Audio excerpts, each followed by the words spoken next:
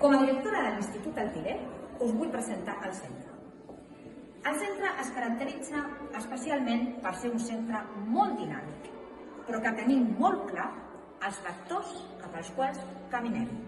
I aquests són la innovació, la digitalització, la creativitat, la responsabilitat i l'autonomia en el procés d'aprenentatge.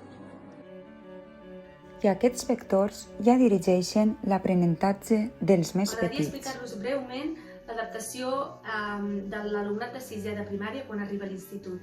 Tenim en compte que per ells és un centre, un espai nou, que entre ells alguns i algunes no es coneixen. Per tant, el primer trimestre fem unes colònies en un entorn de natura on hi ha unes activitats que són de cohesió de grup i de coneixença. Aquestes activitats doncs, els agraden molt i va molt bé perquè llavors engeguem el curs d'una manera que ells ja es coneixen i que va molt bé per treballar a l'aula.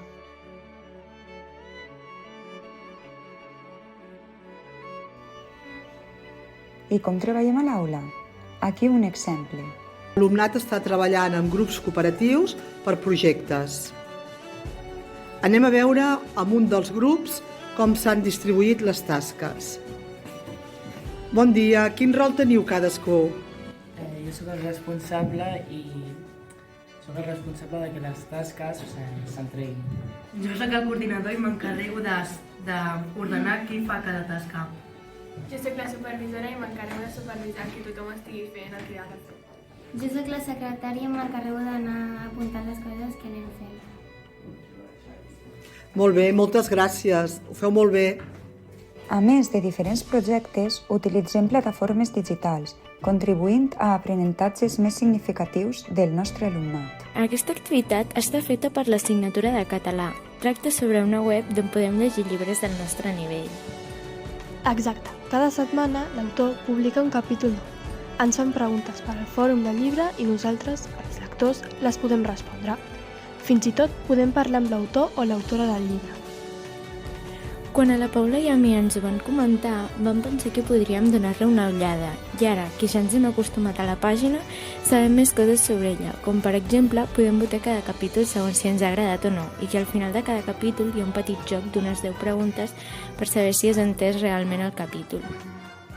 Altres plataformes són el MathBits o el ScienceBits. I també tenim una revista on ells i les nostres alumnes redacten diferents articles amb el suport de periodistes professionals.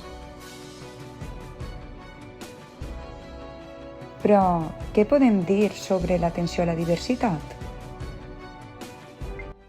L'Institut Altiré compta amb un equip de 5 orientadores i una educadora d'educació especial, que el que fem és donar suport educatiu al nostre alumnat que ho necessita amb orientació dels estudis, les emocions, dels conflictes, dificultats d'aprenentatge. També parlem amb les famílies per tal de compartir la manera com podem ajudar el nostre alumnat. Treballem amb la resta de professors i professores també per donar-los un cop de mà perquè puguin tenir en compte i entendre la diversitat de maneres d'aprendre. I finalment, també ens coordinem amb altres professionals que no estan a l'institut i que també ens poden ajudar, com infermeres, logopedes, psicòlegs. I sobre l'orientació acadèmica i professional? Vinc a presentar el projecte Excellence.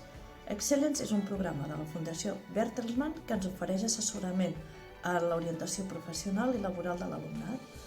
Al centre ho hem introduït com un projecte transversal als nivells de quart d'ESO i primer de batxillerat. Els objectius o fites que ens proposem són principalment dues. Primer de tot, posar en coneixement i relació l'alumnat amb les empreses de l'entorn i, en segon lloc, oferir xerrades amb agents externs de les aules per tal que els puguin donar noves perspectives acadèmiques i professionals. En aquest sentit, és molt important la participació de les famílies i dels exalumnes. Aquí podem veure un exemple de ponències d'aquest curs dutes a terme per professionals del nostre entorn. I tot el que hem vist fins ara emmarcat, com no podia ser d'una altra manera, dintre del nou currículum. L'aprenentatge que marca el nou currículum té 3 vessants. Un aprenentatge competencial, on s'aprofiten totes les capacitats de l'alumne, un aprenentatge globalitzat, que interacciona amb tots els sabers de les diferents matèries i un aprenentatge on és fonamental els reptes i el context. Veiem diferents exemples.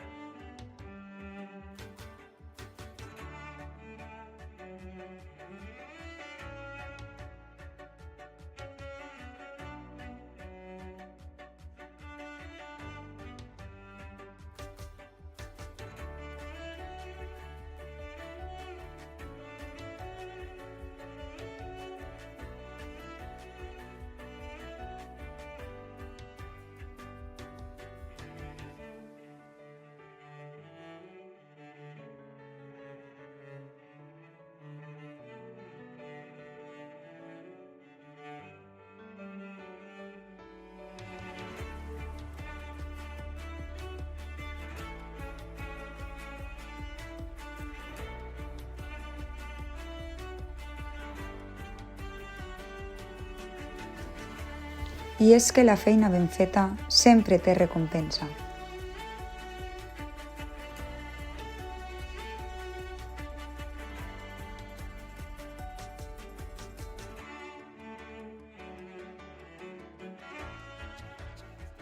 I a més de tenir recompensa, no oblidem què volem entre el nostre alumnat.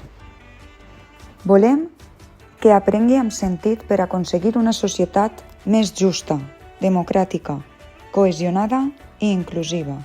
Una societat fonamentada en una ciutadania crítica, activa i constructiva, que doni resposta a les aspiracions personals i col·lectives. Una societat basada en una ciutadania sostenible, digitalitzada, més equitativa, més verda, més feminista, més cohesionada, sense desigualtats socioeconòmiques i més democràtica.